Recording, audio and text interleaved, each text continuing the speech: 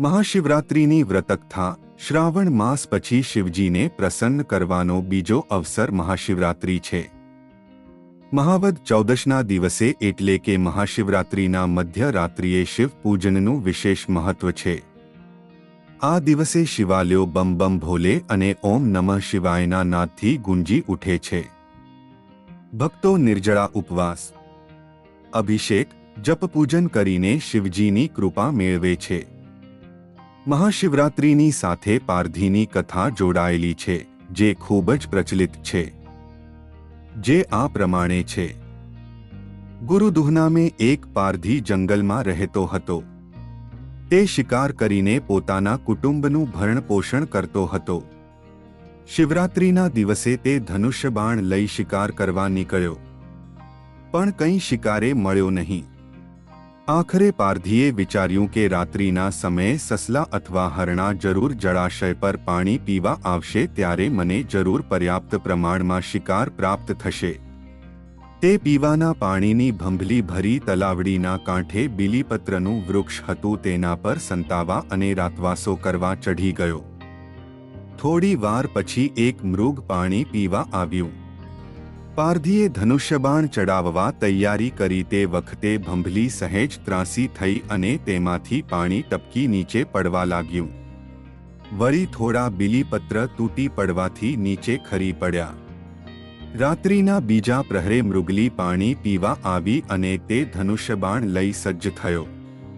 મૃગલીને વાચા થઈ। તે બોલી ઉઠી, હે શિકારી, મારે પણ તારી માફક નાનું એવું કુટુંબ છે, નાના બચ્ચ છે, મને હમણાં મારતો નહીં। હું ઘરે જઈ તેમના ખાવા પીવાનો પ્રબંધ કરી પાછી આવું, પછી મત મારજે। મૃગલીના કાકલુદી ભર્યા વચનો સાંભળી પારધીને પોતાનો પરિવાર યાદ આવી ગયો। તે વિહવળ બની ગયો અને મૃગલીને હા પાડી બેઠો।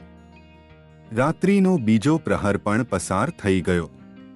પારધી પોતાની મૂર્ખાઈ પર રોષે ભરાઈને વધુ ઝડપથી બીલીપત્ર તોડી તોડીને મૃગલી પર ખીજ કાઢવા લાગ્યો। ક્રોધાવેશમાં તે પાણી પણ પી શક્યો નહીં। આ પ્રકારે આખી રાત પસાર થઈ ગઈ।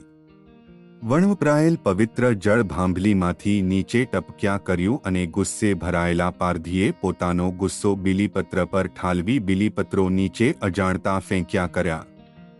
આ બિલ્વવૃક્ષ નીચે શિવલિંગ હતું। પારધીના સદભાગ્યે વર્ષોથી અપૂજ અને પાંદડાઓથી ઢંકાયેલ ભગવાન ભોળાનાથનું સ્વરૂપ હતું। યોગાનુયોગ શિવલિંગ પર જળ અને બીલીપત્રો પડ્યા। વળી તે દિવસે શિવરાત્રિ હતી।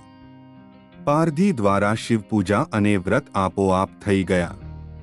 તે પાપમુક્ત થયો। અનાયાસે દાદા શંકરનો અભિષેક થઈ ગયો। આ અભિષેકનું અનેક ગણું પુણ્ય પ્રાપ્ત થયું। વળી પારધીએ મોંમાં અન્નનો દાણો કે પાણીનું ટીપું સુદ્ધા નાખ્યું ન હતું। આથી અજાણે પણ તદ્દન નિર્જળા ઉપવાસ થઈ ગયો। ભગવાન શંકર તો આમે ભોળિયા દેવ જ ગણાય છે। પારધીથી અજાણે પણ નિર્જળા શિવરાત્રિ થઈ ગઈ। પ્રાતઃકાળે મૃગલી પોતાના બચ્ચા સાથે અહીં આવી અને બોલી, ભાઈ, હવે અમે બધા મરવા તૈયાર છીએ। પારધીના દિલમાં આ પ્રાણીઓ પ્રત્યે પ્રેમ ઉભરાયો। એના દિલમાં અહિંસા અને દયા પ્રગટી। આ મૂક પ્રાણીની સચ્ચાઈ અને સમર્પણ ભાવના નિહાળી એની આંખો અશ્રુભીની બની અને પારધી હરણાને પ્રેમથી પંપાળી રહ્યો।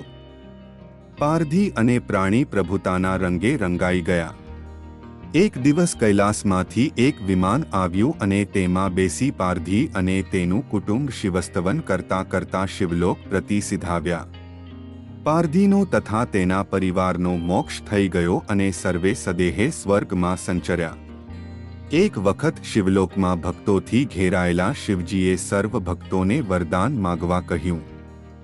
તેથી એક ભક્તે કહ્યું, ભોળાનાથ, હું આપના દર્શન મૃત્યુલોકમાં થાય તેમ ઈચ્છું છું। આપ ક્યારે અને કેવી રીતે દર્શન આપશો, તેનો ઉત્તર આપતા ભગવાન શંકરે કહ્યું, મહાવદ ચૌદશની મધ્યરાત્રિએ હું મૃત્યુલોકમાંના પ્રત્યેક શિવલિંગમાં પ્રવેશ કરીશ। આ સમયે કોઈ પણ પ્રાણી મારી વિધિવત પૂજા કરે, ઉપવાસ કરે, જાગરણ કરે અને યેનકેન પ્રકારેણ મને પ્રસન્ન કરે, તો તેને મનોવાંછિત ફળની પ્રાપ્તિ થશે. ભગવાન શંકર જ્ઞાન, વૈરાગ્ય તથા સાધુતાના પરમ આદર્શ કહેવાય છે. તેઓ ભયંકર રુદ્રરૂપ છે તો સાથે સ્વભાવે ભોળા પણ છે.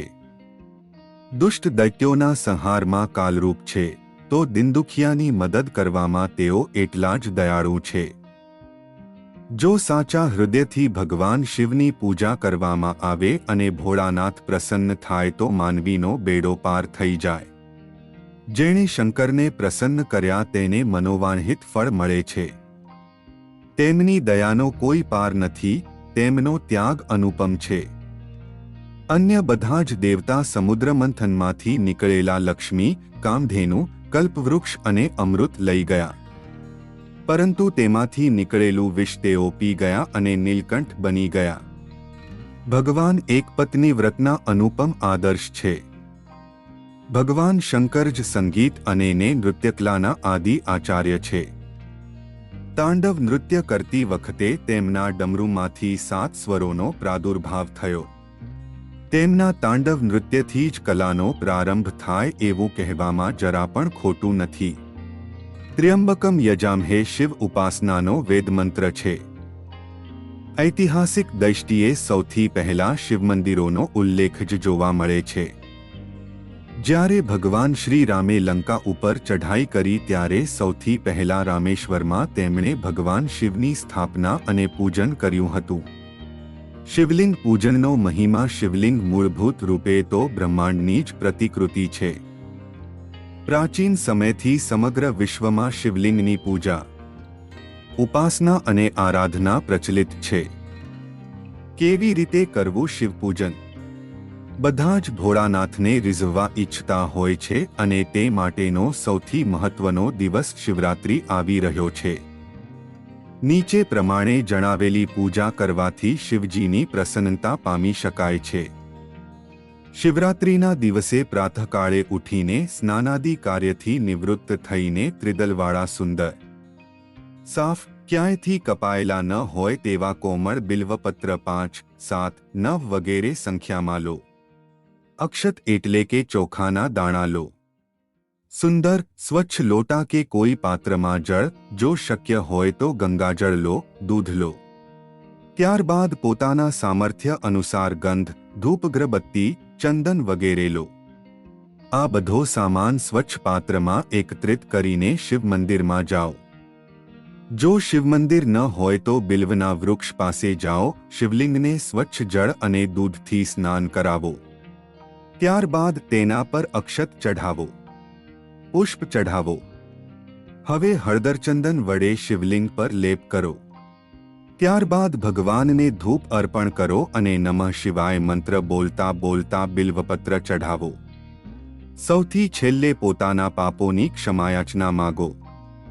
ભોળાનાથ ખૂબ જ ભોળા છે, આથી તેમની સાચા મનથી પૂજા કરવામાં આવે તો પણ ઝડપથી પ્રસન્ન થઈ જાય છે. કોઈ વિશે મંત્રોચ્ચાર ન જાણતા હો તો પણ સામાન્ય પૂજા કરીને પુણ્યફળ પ્રાપ્ત કરી શકો છો. ભગવાન ભોળાનાથે સ્વયં કહ્યું છે કે કોઈ પણ વેદ મંત્રોના ઉચ્ચારણ વગર પૂરી શ્રદ્ધાથી જે મને પુષ્પ, ફળ કે જળ સમર્પિત કરે છે તેમના માટે હું ક્યારે અદેશ્ય થતો નથી અને તે ભક્ત પણ ક્યારે મારી દ્રષ્ટિથી ઓઝલ નથી હોતો.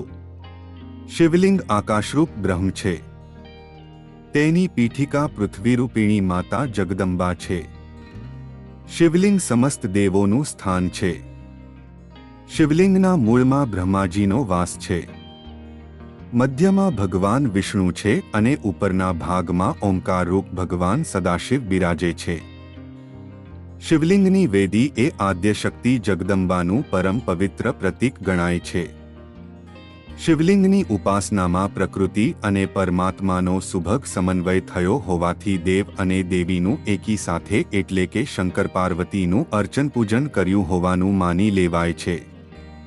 આ ઉપરાંત મુખ્ય 3 દેવો મુખ્ય બ્રહ્મા, વિષ્ણુ અને મહેશ તેમજ ઉમા, લક્ષ્મી, શચી વગેરે દેવીઓ, સમસ્ત લોકપાલ, પિતૃગણ, મુનિગણ, યક્ષ, ગંધર્વ, કિન્નર અને પશુ પક્ષી સર્વનો સમાવેશ થઈ જાય છે.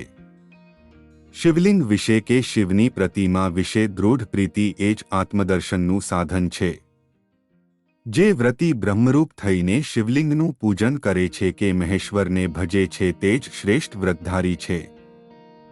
વ્રતીએ નવધા ભક્તિ દ્વારા મનને જીતી લેવું જોઈએ અને વૈરાગ્ય, સ્વધર્મ, તપ અને નિયમ આ 4 સાધનો દ્વારા ઇન્દ્રિયોને જીતી લેવી જોઈએ. વ્રતીને શ્રાવણ માસ તથા શિવરાત્રિના વ્રત દરમિયાન કોઈ પણ પ્રકારનું વિઘ્ન આવી પડે તો સદાશિવ ભોળાનાથની ઉપાસના, ભક્તિ, નિયમ, ધર્મ, શ્રદ્ધા વગેરેમાંથી વિચલિત ન થવું જોઈએ.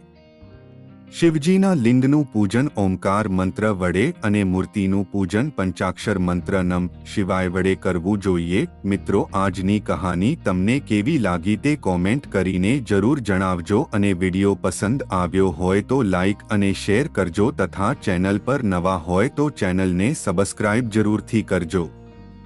ફરી મળીશું એક નવા વિડિયો સાથે.